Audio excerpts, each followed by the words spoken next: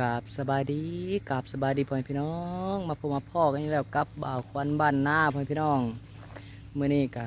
บ่าวควันก็หาก็เลิกงานเนาะทุกคนเนาะหาประมาณ6 โมงแรงทุกคน6 โมงกว่าๆมื่อนี้เจ๊กับเฮียเพิ่นกับโบอยู่เนาะทุกคนเนาะเพิ่นนั้นจากเพิ่นไปใส่แต่ว่าเด็กๆเพิ่นจากสิมาทุกคน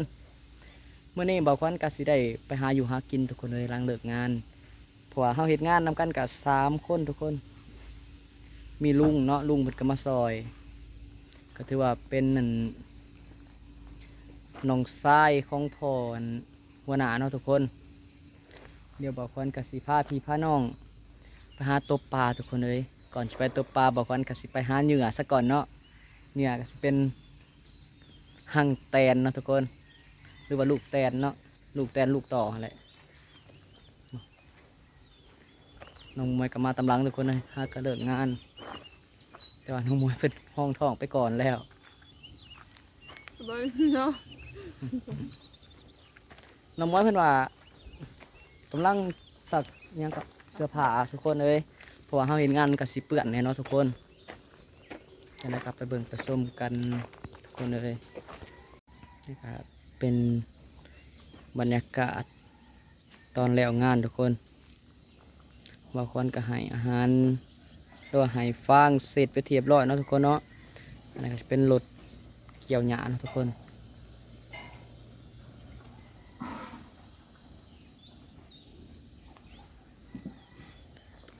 อันนี้ก็จะเป็นบ้านของเจ๊เพื่อนทุกคนเลยก่อนอื่นเขาก็จับเพื่องก่อนทุกคนนี่มาเอาเพื่องน้ำงัวนี่เนาะเพอบอกวันสิไปเอ็น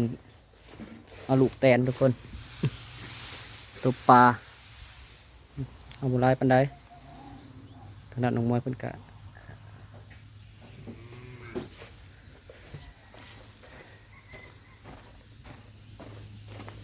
ไปทุกคนลุงน้องกันบัดนี้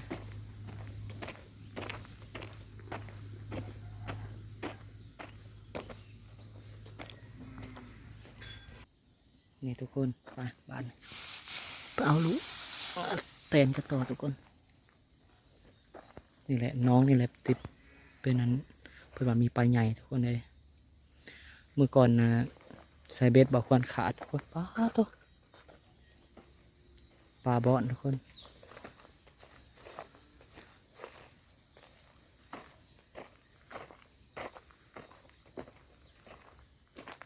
อ้าว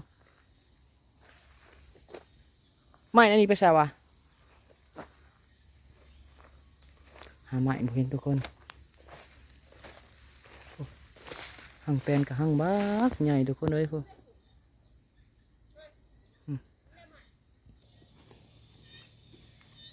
เบิ้งนี่อ่ะมันทุกคนแกะดู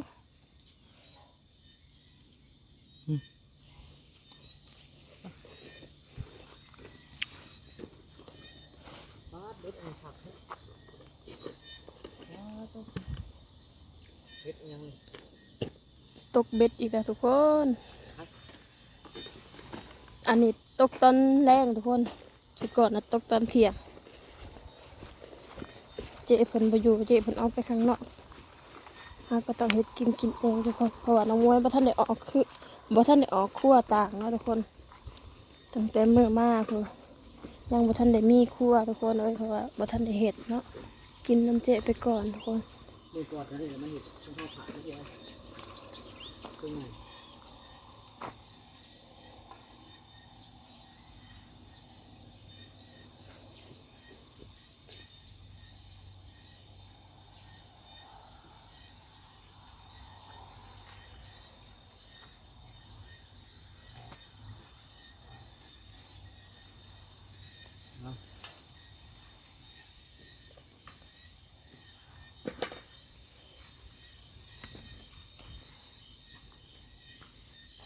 น้องนี่เป็นไม้ปลานิ่มทุกคน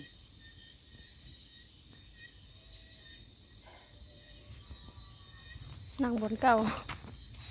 เอาเบ็ดไผ่อันนี้น้อยๆนี่นะสั่นๆนะ โอ้เบ็ด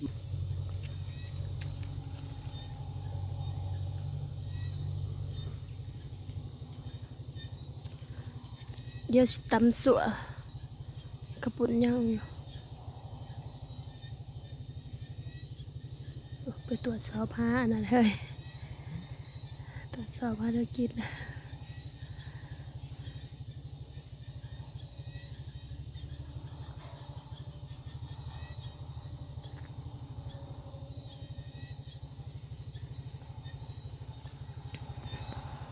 ตอนนี้ก็คำเติบเลยทุกคนได้6 โมงกว่านะตะเวนตกดินจะติ้งดุกว่า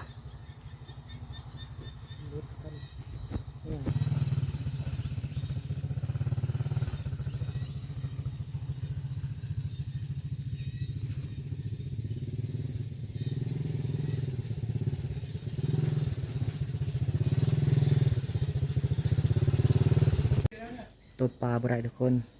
ทีนี้เอากลับมาสัวข้าวปุ้นกินทุกคนเลยมื้อนี้น้องมวยเพิ่นสิสัวข้าวปุ้นให้พี่ให้น้องกินปลาตู้เย็นเจเพิ่นทุกคนอันนี้สิเป็นตู้เย็นในพันธุ์ของบ่าวควันทุกคนเลยอยากสิได้อันนี้เนาะทุกคนเนาะนี่ทุกคนน้องมวยเพิ่นสิสัวข้าวปุ้นทางพังลาวทุกคนแต่ว่าเครื่องครบบ่เพิ่นมีอันปลาแสบทุกคน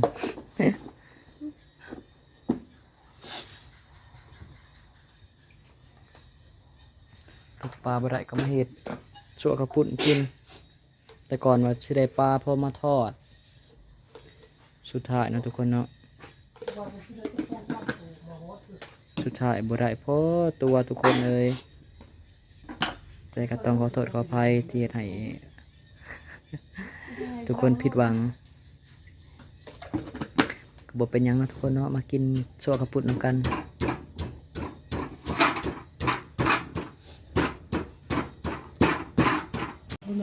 สุดท้ายบ่วิดทุกคนบ่วิดตำสั่วน้องหน่อย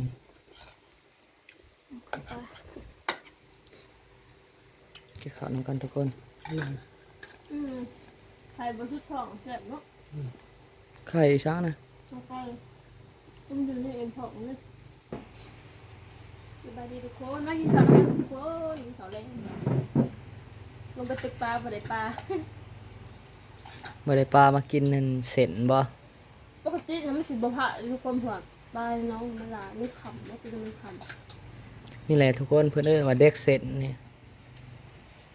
กินเส้น ไม่เสร็จเลยตลอด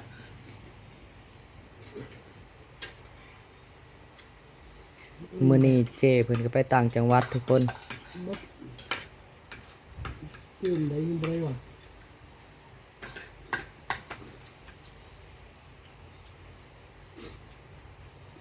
หลับเนาะหลับหมู ลาบหมูทุกคนเลยเสียดายบ่มีปีเนาะ มุกไข่ปลาอันนี้เป็นมุกไข่ไก่ มันจะขับปีเบิ่งตู้ใหญ่นะ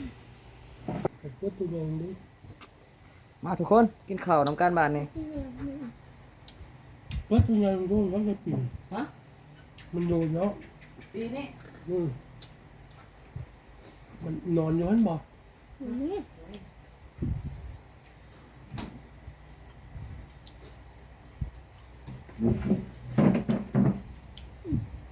เปิดเห็นตู้เจ้แล้วโอ้ยกินจนตู้ในฟันกินเห็ดคิมน้อยขับไปตู้อันอยู่อันยังก่อนมาเข้ามาด้วยตาว่าอยู่เพื่อนนี่ตู้เย็นอร่อย เปิดดู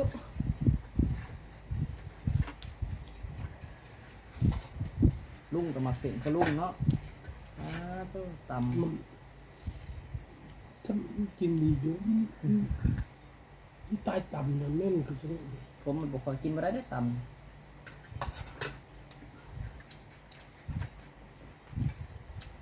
ใช่เขายิ่งหลับนะเพื่อน ำ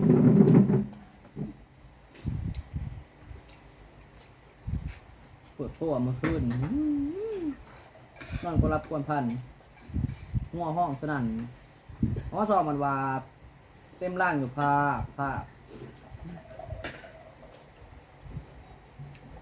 อย่างนี้ไปไต่ไพ่ อู้ไฟเราบริเปิดบริไฟ ไพ่จอยลุงไพ่อยู่พวกเดี๋ยวๆเขาเนี่ยเรื่องสับเครื่องเด้อ ใครตัวไหน ไฟบึ้งบึ้งตึ๊บ แต่ทางน้ำเนาะ เขาไปสับเครื่องแต่ว่า มันจะไม่อาบน้ำเนี่ยมันอาบน้ำ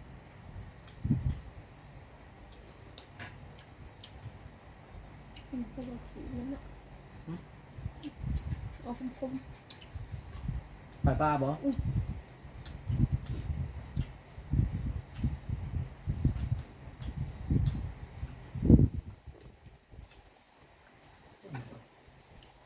เค็ม ๆอะไรนี่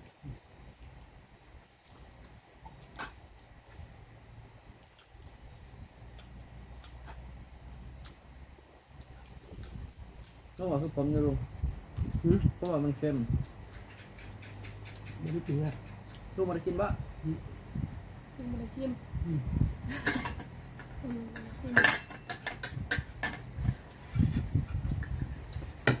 คือของแห้งกินมือสั่นแล้วตัวปลาวางมันจะได้ตัวสองตัวไม่ได้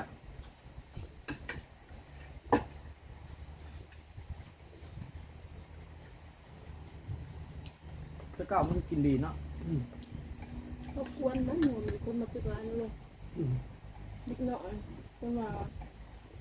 เกียงอิเล็กทริกจ้าเดี๋ยว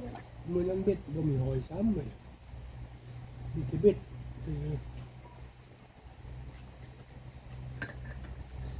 ถ้าจะมาตึกปลาใหญ่ได้อยู่วะเนาะ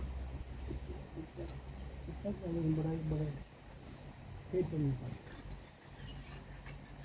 แล้วเมื่อเธอหนึ่งไหนจะลบมาใหม่ ไม่บอกว่า ก็มีไหนฝันอะไรก็มีของบ้านเนาะ เขาสอนมึงแล้วเมื่อเธอหนึ่งเขามาใหม่ก่อนเขาช่วงหัวงาน นี่มันเป็นเก่าจ้ะ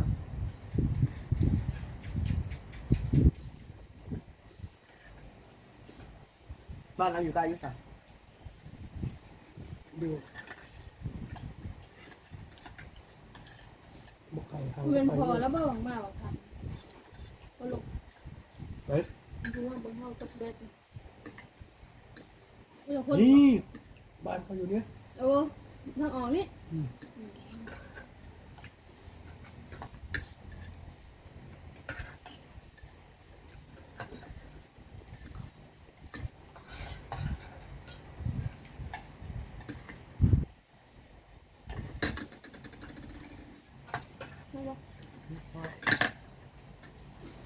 ปลาบ่วงที่จะหรือ น้ำจิ้ม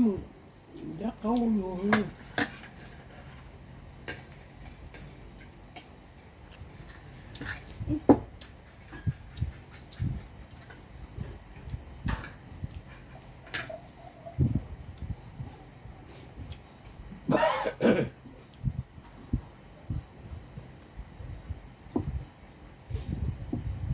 ข้าวผัดอัมบุลุนี่นะ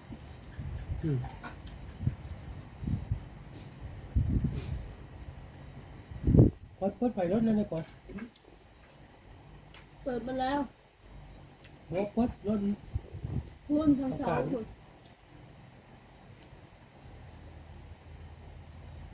กินหมดเนี่ยบูดีเลย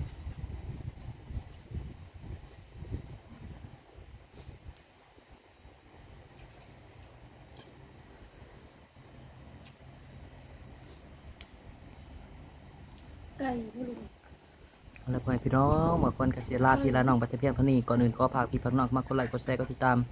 นึกไก่ บ่าวคนบรรณาพอกันทุกกันนะสบายดี ไอ้บูดี